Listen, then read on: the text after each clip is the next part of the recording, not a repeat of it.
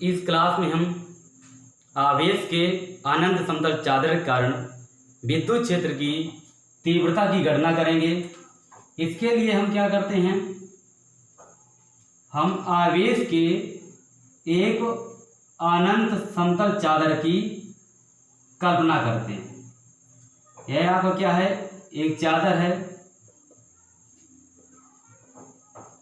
और वह आवेशित है। चादर के आपके दो पृष्ठ होंगे, एक आपका पहला पृष्ठ है, इसके पीछे आपको जो होगा वह आपका दूसरा पृष्ठ होगा।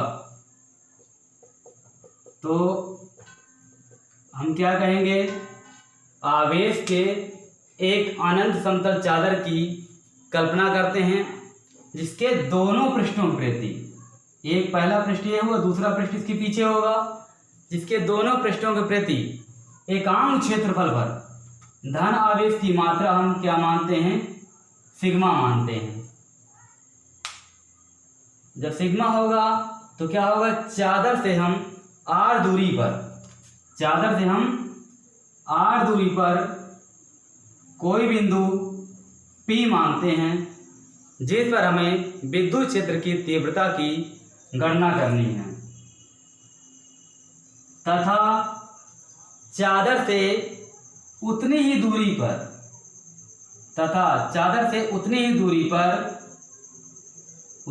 मतलब r दूरी पर एक बिंदु P डैश इस प्रकार मानते हैं कि जो आपका होगा तो P और P डैश परस्पर क्या होंगे, आपकी चादर के लंबवत होंगे। अगर देखा जाए तो ये जो है आपका, इसके क्या होगा, चादर के लंबवत होगा ये विद्युत क्षेत्र, और ये जो P डैश होगा ये इस चादर के ऐसे लंबवत होगा। इसका मतलब देखा जाए तो P और P डैश क्या होंगे, परस्पर लंबवत होंगे। तो हम क्या करते हैं, तब चादर के आर पार, मतलब इधर साइड और इसके पीछे साइड, तब चादर के आर पार P और P अक्ष वाले, ये P हुआ, ये P डैश हुआ, P और P अक्ष वाले एक बेलन की हम क्या करते हैं, रचना करते हैं। ये हमने क्या किया, बेलन की रचना कर रहे हैं।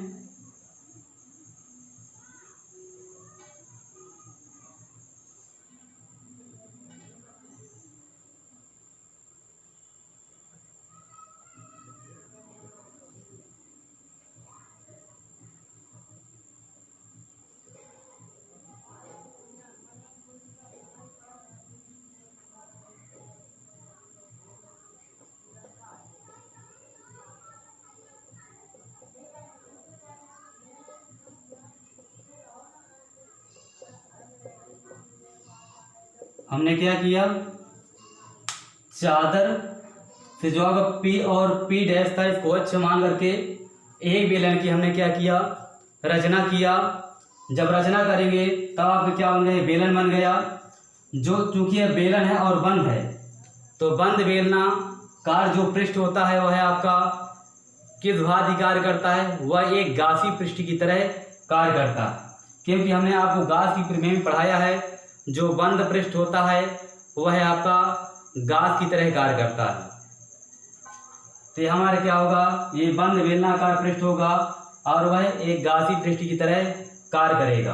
तब हमारा क्या होगा, इस बेलन के अंदर आवेश कितना होगा, तो हमारा आवेश अगर देखा जाए तो Q बराबर सिग्मा, सिग्मा हमारा क्या माना हमने, ये चादर के प्रति एकांक क्षेत्रफल पर धन आवेश की हमने क्या माना, मात्रा माना। तो हमारा सिग्मा होगा। अब ये क्या होगा, चूंकि ये देखिए ये बेलन के आपके वृत्ति फलक बन रहे हैं, तो इसका क्षेत्रफल हमारा क्या होगा, इस वृत्ति फलक का A होगा, इसका क्षेत्रफल A होगा, इस वृत्ति फलक का क्षेत्रफल हमारा A होगा। तो हमारा कितना आवेश टोटल आएगा, कुल चादर पर कितना आवेश है और कितना आपका इसके वृत्ति सिरों पर है, तो सिग्मा इंटू A आ जाएगा। एक बार पुनः सुन लीजिए, हम क्या करते हैं, एक अनंत आवेश चादर की क्या करते हैं, कल्पना करते हैं, तथा चादर के प्रति एकांक क्षेत्रफल पर धन आवेश की मात्रा क्या मानते हैं, सिग्मा मानते हैं। जो धन आवेश की मात्रा सिग्मा होगी वह इस चादर के दोनों पृष्ठों की ओर होगी, मतलब जितना इस पृष्ठ की ओर होगा प्लस सिग्मा, उतना उसके दूसरी पृष्ठ की ओर होगा सिग्मा। अब हम क्या करते हैं, चादर से हमने क्या किया, r दूरी पर एक बिंदु P मान लिया, जिस पर हमने क्या किया, विद्युत क्षेत्र की तीव्रता की गणना करनी है, तथा चादर की दूसरी ओर हमने क्या किया, P डैश r दूरी पर एक P डैश एक बिंदु मानते हैं। इस प्रकार ये P डैश बिंदु मानते हैं कि जो आपका P और P डैश हो वह चादर के क्या हो, परस्पर लंबवत हो। जब लंबवत होगा तब हमारा क्या होगा, P और P डैश को, मतलब चादर के दोनों ओर, चादर के आर पार हमारा क्या होगा, P और P डैश को हम अक्ष मान करके एक बेलन की रचना करते हैं। जब हम बेलन की रचना करेंगे तो बेलन के ये वृत्तीय सिरों का क्षेत्रफल हमारा क्या होगा, कैपिटल A हम मानते हैं। चूंकि ये बेलन है और यह एक बंद है, तो जब बंद बेलनाकार जो पृष्ठ होता है वह हमारा गासी पृष्ठ की तरह कार्य करता है। तब बेलन के अंदर कुल आवेश हमारा कितना होगा, Q बराबर सिग्मा इंटू A। एक बार चित्र को देख लीजिए फिर हम इसको बताते हैं।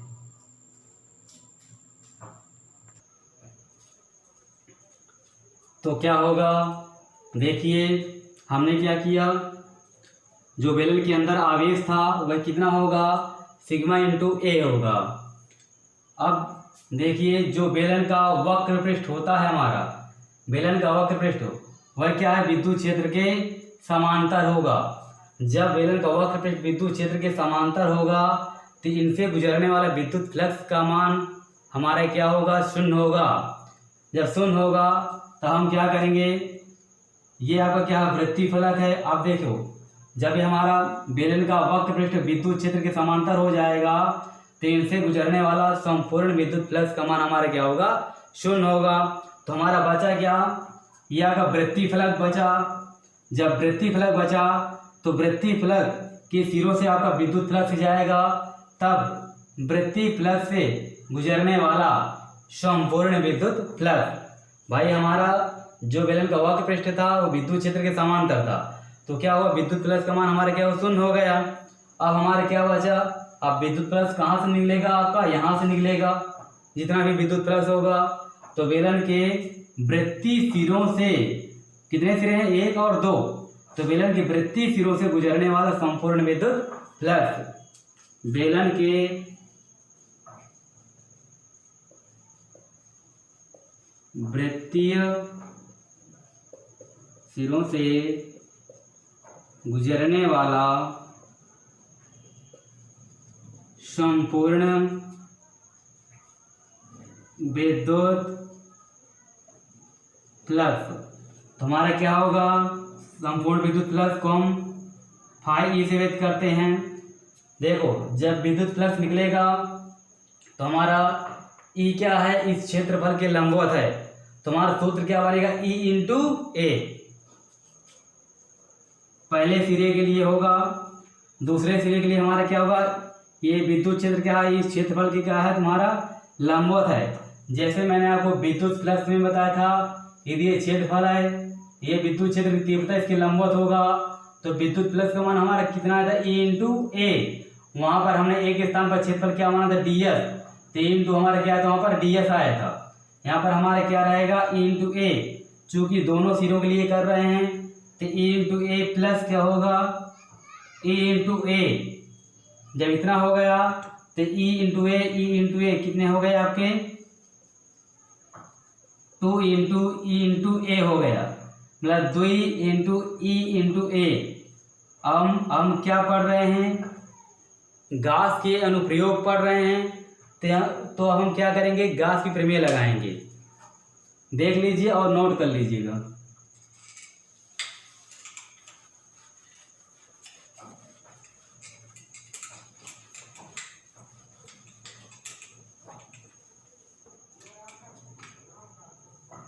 गॉस की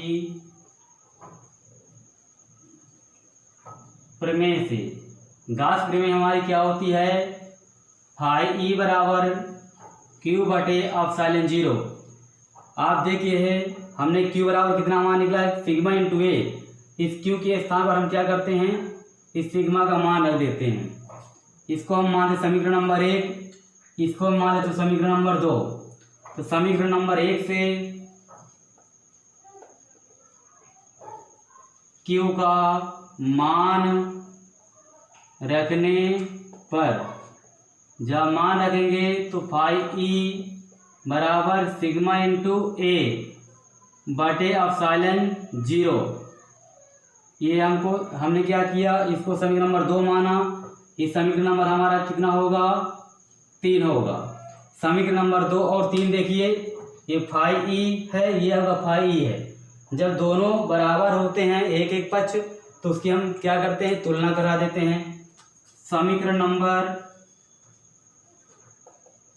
2 और 3 की तुलना करने पर, जब तुलना कराएंगे तो हमारे कितना आएगा,